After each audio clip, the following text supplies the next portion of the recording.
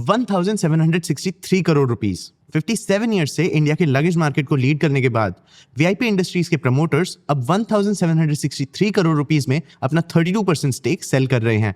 Company में ये stake एक पीई फर्म्स का ग्रुप खरीद रहा है। इस ग्रुप को मल्टीपल्स अल्टरनेट एसेट मैनेजमेंट नाम का एक पीई फर्म लीड कर रहा है। लेकिन ये स्टेक सेल 388 रुपीस पर शेयर पे हो रहा है। ये अनाउंसमेंट 14 जुलाई को हुआ और पर शेयर सेल प्राइस उस दिन के ओपनिंग प्राइस से 22% डिस्काउंट पे था। लेकिन वीआईपी इंडस्ट्रीज का स्टेक डिस्काउंट पे क्यों सेल हुआ? क्योंकि शायद कंपनी कुछ चैलेंजेस फेस कर रही है। कंपनी का स्टॉक प्राइस एक डाउन ट्रेंड पे था। सितंबर 2024 में कंपनी का स्टॉक प्राइस पीक पे था। तब से अप्रैल 2025 तक स्टॉक प्राइस 55% गिरा। अप्रैल से स्टॉक प्राइस बढ़ना स्टार्ट हुआ, लेकिन ये आज तक सितंबर लेवल्स तक नहीं पहुंचा। वीआईपी इंडस्ट्रीज का परफॉर्मेंस भी इंडस्ट्री स्टैंडर्ड से वीक था। फाइनेंशियल ईयर 25 में वीआईपी इंडस्ट्रीज के कंपटीटर का रेवेन्यू और प्रॉफिट 36% और 86% सीएजीआर से बढ़ा। वहीं सेम पीरियड में वीआईपी इंडस्ट्रीज का रेवेन्यू बस 19% बढ़ा और कंपनी ने लॉसेस भी रिकॉर्ड किए। मतलब मार्केट लीडर होने के बावजूद कंपनी का फाइनेंशियल पोजीशन वीक है। इवन कंपनी के प्रमोटर दिलीप पिरामल ने भी एक इंटरव्यू में कहा कि कंपनी लास्ट 2-3 साल से मैनेजमेंट क्राइसिस फेस कर रही है। लेकिन कंपनी इस पोजीशन तक पहुंचा कैसे? इस डील के डिटेल्स क्या हैं? अगर वीआईपी इंडस्ट्रीज की कंडीशन इतनी खराब है तो मल्टीपल्स ग्रुप इसे खरीदना क्यों चाहती है? मल्टीपल्स ग्रुप को इस एक्विजिशन के कारण कौन से चैलेंजेस फेस करने पड़ सकते हैं? आज के वीडियो में हम ये क्वेश्चंस आंसर करेंगे। सबसे पहले हम वीआईपी के बिजनेस की हिस्ट्री और इंडस्ट्री का पोटेंशियल और कंपनी के फाइनेंशियल्स देखेंगे। फिर हम ये देखेंगे कि वीआईपी इंडस्ट्रीज कौन से चैलेंजेस फेस कर रही है। हम ये भी समझेंगे कि मल्टीपल्स ग्रुप वीआईपी इंडस्ट्रीज का स्टेक क्यों खरीद रहा है। एंड में हम मल्टीपल्स ग्रुप के पोटेंशियल चैलेंजेस भी देखेंगे। चलिए शुरू करते हैं। सबसे पहले वीआईपी इंडस्ट्रीज के बारे में जानते हैं। कहानी की शुरुआत 1968 में हुई, जब एरिस्टोप्लास्ट प्राइवेट लिमिटेड नाम की एक कंपनी बनी। 1971 में एरिस्टोप्लास्ट ब्लोप्लास्ट लिमिटेड का एक होल्ली ओन्ड सब्सिडियरी बन गया। 1981 में कंपनी ने खुद को रीब्रांड किया और अपना नाम वीआईपी इंडस्ट्रीज रख लिया। तब से आज तक कंपनी इंडियंस के लगेज के लिए एक हाउस होल्ड नेम बन गया। 2025 में इंडिया का लगेज इंडस्ट्री 5x बढ़ा और 17,600 करोड़ रुपीस तक पहुंचा। और इस मार्केट में सिर्फ 3 ऑर्गेनाइज्ड प्लेयर्स ने ही 90% मार्केट शेयर कैप्चर करके रखा है। इन ऑर्गेनाइज्ड प्लेयर्स ने लगभग 8,000 करोड़ रुपीस का रेवेन्यू जनरेट किया। वीआईपी के पास लगभग 30% मार्केट शेयर है। 2030 तक इंडिया का लगेज मार्केट 14.4% सीएजीआर से बढ़ सकता है और लगभग 47,000 करोड़ रुपीस तक पहुंच सकता है। लेकिन वीआईपी इंडस्ट्रीज के करंट कंडीशंस देख के लग रहा है कि शायद कंपनी इस ग्रोथ ट्रेजेक्टरी को फॉलो नहीं कर पाएगी। कंपनी के प्रॉब्लम्स कोविड-19 के बाद से स्टार्ट हुए।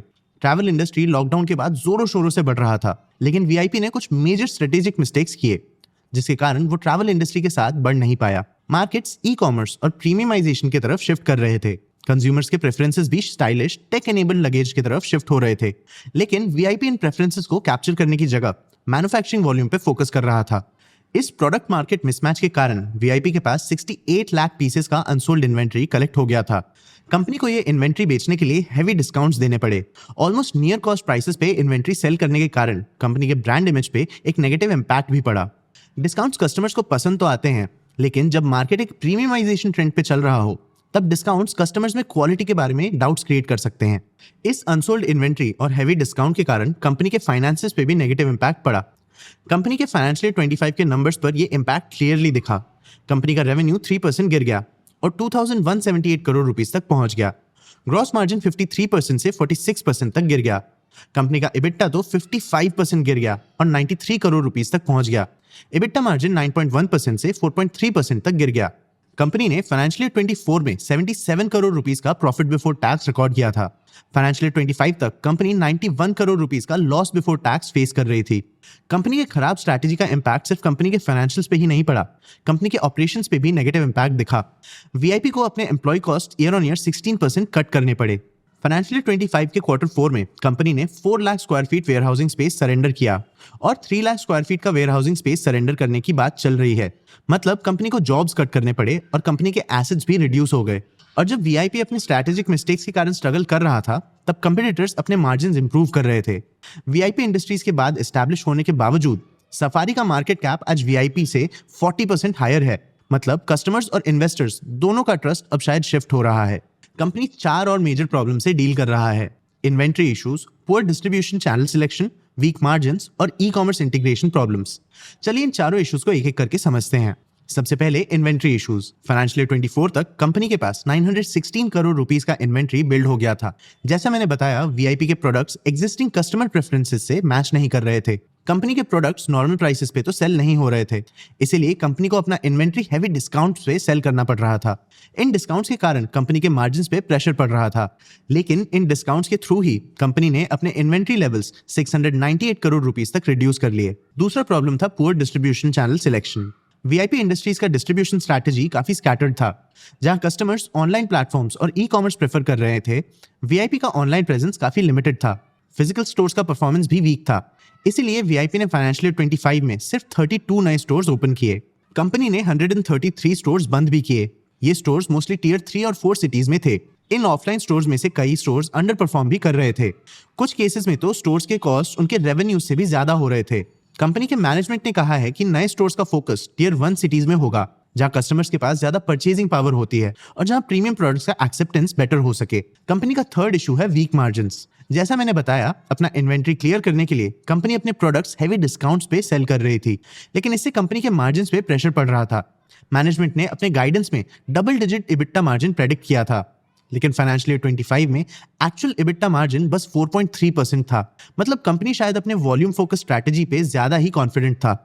फोर्थ इशू है e commerce integration problems. VIP का ई कॉमर्स इंटीग्रेशन काफी स्लो था, और जब कंपनी ने ई कॉमर्स स्पेस एंटर किया भी, तो ये कंपनी को बेनिफिट से ज्यादा हार्म कर रहा था। वीआईपी का ई कॉमर्स रेवेन्यू 40% ग्रो तो हुआ, लेकिन इस रेवेन्यू ग्रोथ को अचीव करने के लिए कंपनी को फिर से हैवी डिस्काउंटिंग पे डिपेंड करना पड़ रहा था। कंपनी ने ई कॉमर्स सेक्शन में मार्केट शेयर तो कैप्चर किया, लेकिन इसके लिए कंपनी के प्रॉफिटेबिलिटी पे प्रेशर पड़ रहा था। इन प्रॉब्लम्स के कारण ही वीआईपी ने डिसाइड किया कि कंपनी को मैनेजमेंट में चेंज की जरूरत है। जैसा मैंने बताया, मल्टीपल्स ग्रुप वीआईपी इंडस्ट्रीज में 32% स्टेक अक्वायर करने वाला है। मल्टीपल्स ग्रुप ये स्टेक 1763 करोड़ रुपीस में अक्वायर करेगा, मतलब 388 रुपीस पर शेयर। ये एक 22% का डिस्काउंट है, लेकिन ये फाइनेंशियल ईयर 27 के प्रोजेक्टेड अर्निंग से 44.6% के मल्टीपल पे है। सफारी का करंट मल्टीपल 42.4% है। मतलब शायद मल्टीपल्स ग्रुप वीआईपी को कंपीटिटर्स के बराबर ही वैल्यू कर रहा है। कंपनी के वैल्यूएशन पे कंपनी के फाउंडर और चेयरमैन दिलीप पिरामल ने कमेंट भी किया। उन्होंने कहा कि 2-3 साल पहले जब कंपनी का स्टॉक प्राइस 700 रुपीस के आसपास था, तब कंपनी को एक ऑफर मिला था, लेकिन तब कंपनी के मैनेजमेंट ने प्रेडिक्ट किया था कि स्टॉक प्राइसेस 50 to 100% बढ़ सकते हैं, लेकिन ऐसा हुआ नहीं। इस स्टेक परचेज के थ्रू मल्टीपल्स ग्रुप बस वीआईपी में इन्वेस्ट नहीं कर रहा है, मल्टीपल्स ग्रुप को वीआईपी में मैनेजमेंट कंट्रोल भी मिलेगा। इस स्टेक सेल के कारण एक 26% का ओपन ऑफर भी ट्रिगर होगा, जिससे एग्जिस्टिंग शेयर होल्डर्स को एक एग्जिट अपॉर्चुनिटी मिल सकती है। इस टेक ओवर के थ्रू वीआईपी को मल्टीपल्स ग्रुप के ऑपरेशनल एक्सपर्टीज का बेनिफिट मिल सकता है।